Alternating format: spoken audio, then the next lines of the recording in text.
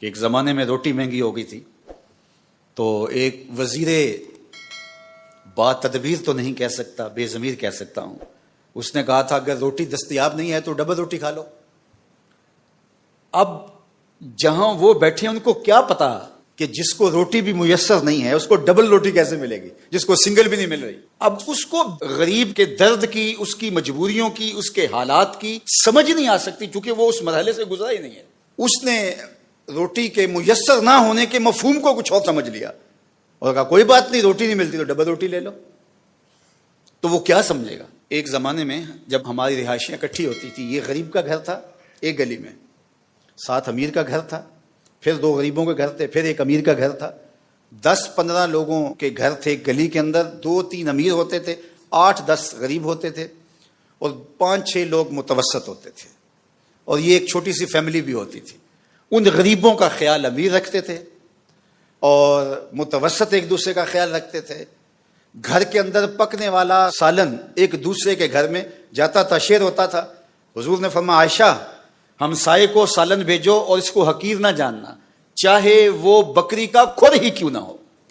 اور میرے اور آپ کے آقا مولا نے فرمایا کہ اپنے گوشت کی خوشبو سے غریب ہمسائے کو تکلیف نہ دو، یا تو تھوڑا سا پانی زیادہ ڈال لو اور شوربے کی پیالی ہمسایوں کے گھر بھی بھیج دو۔ اور اگر ایسا نہیں کر سکتے تو ایسے زاویے اور ایسے وقت کے اندر کھانا پکاؤ کہ غریب کے بچوں تک اس کی خوشبو نہ پہنچ پائے، کہ وہ اگر ضد کر بیٹھا اپنے ماں باپ سے تو ماں باپ اس ضد کو پورا نہیں کر پائیں گے۔ لوگ پھل بھی لاتے تھے، یا تو چھپا کے لاتے تھے اور یا پھر وہ تھوڑا سا پلیٹ میں ڈال کر کے ہمسایوں کے گھر بھی بھیج دیتے تھے۔ جو غریب تھے ان کو بھی کچھ نہ کچھ ان چیزوں کا حصہ مل جاتا تھا۔ متوسط لوگوں کے اندر بھی یوں شیئرنگ ہوتی تھی اور وہ ایک دوسرے سے محبت بڑھتی تھی، اور جو برتن آتا تھا اس کو پھر خالی نہیں لٹایا جاتا تھا، اس میں چینی ڈال کر، اس میں بادام ڈال کر، اس میں مکھانے ڈال کر، اس میں پتاشے ڈال کر اس کو واپس بھیجا جاتا تھا، اور کچھ نہیں تو چھوارا ڈال دیا جاتا تھا۔ یہ اس عمر کے لوگوں نے نہیں دیکھا، ہم نے تو دیکھا ہے، ہم تو اس مرحلے سے گزرے ہیں۔ جو چیزیں پکتی تھیں ہمسایوں کے اندر آتی تھی اور ادھر کی ادھر جاتی تھی، اور ایک پرسکون معاشرہ تھا دولت کی کمی کے باوجود۔ لیکن پھر کیا ہوا؟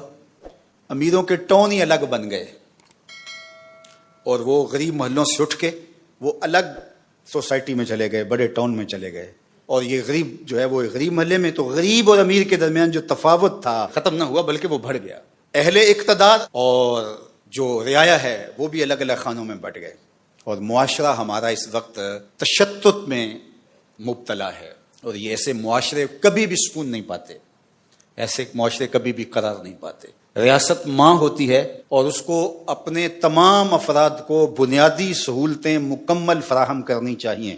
جس طرح ایک شہر کے باسی کی سہولتیں ہیں، اس طرح ایک دیہات کے شخص میں بسنے والے کو بھی ایسی ہی برابر سہولتیں میسر ہونی چاہیے۔ اور دنیا کے جو مہذب ملک مانے جاتے ہیں، جنہوں نے اسلام کو پڑھا ہے اور اپنایا ہے، وہاں جا کے آپ دیکھ لیں آپ کو ایسا ہی ملے گا۔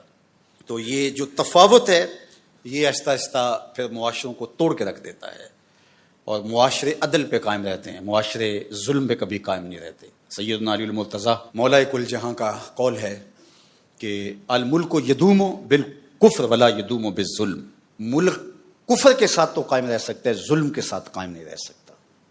جب ظالمانہ انداز حکومت ہو تو ملک برباد ہو جاتے ہیں۔ رومی نے کہا تھا سگ وزیرو گرگ میرو موشرا درباں شود، این ارکان سلطنت ملک را ویراں شود۔ سگ وزیر ہو، کتا وزیر ہو، گرگ میرو اور بھیڑیا بادشاہ ہو، موشرا درباں شود، اور جو چوہا ہے وہ وزیر دفاع ہو۔ این ارکان سلطنت، جب کسی ملک کی وزارتیں ایسے بٹیں، ملک را ویراں شود، تو ملک ویراں ہو جاتا ہے۔ ہر شاخ پہ الو بیٹھا ہے، انجام گلستان کیا ہوگا۔ یہ 14 اگست گزرا ہے، اور اس مرتبہ پہلی مرتبہ لوگوں نے برملا کہا کہ ہمیں آزادی منانے کی، جشن منانے کی کوئی ضرورت نہیں۔ کسی نے پاکستان کے نظریے پہ بات کی، کسی نے جھنڈے پہ بات کی، کسی نے بانیان پاکستان کا مذاق اڑایا، کسی نے کچھ کیا۔ باہر کے کیرا گلی میرا مسوز، فارسی کا ایک ضرب المثل ہے، باہر کے کیرا گلی میرا مسوز۔ اگر گدڑی میں، کمبل میں پسو پڑ جائیں تو اس کو جھاڑ کر کے پسو ہٹائے جاتے ہیں، کمبل نہیں جلایا جاتا۔ دانش مند آدمی کبھی بھی کمبل نہیں جلاتا، پسو ہٹاتا ہے۔ اس میں ملک کا کیا قصور ہے، نظری کا کیا قصور ہے؟ یہ جو پسو پڑ گئے ان کو ہٹاؤ۔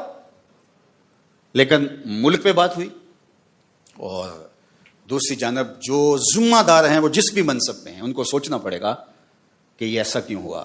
بے وجہ ساری چیزیں نہیں ہوتی، اس کے پیچھے کچھ عوامل ہوتے ہیں جس کے نتیجے کے اندر اس طرح کے ذہن پنپتے ہیں.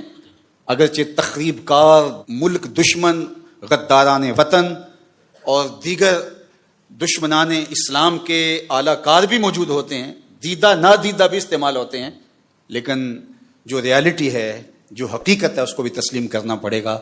جب غریب اور امیر کے لیے الگ الگ نظام ہوں گے، جب ملک کے اندر عدل قائم نہیں ہوگا، عدل فروخت ہوگا، بکے گا، اور انصاف انقا ہو جائے گا، تو پھر لوگوں کا اعتماد اٹھ جائے گا. پھر لوگ وہی کہیں گے کہ عمرا کے گھروں کو آگ لگا دو.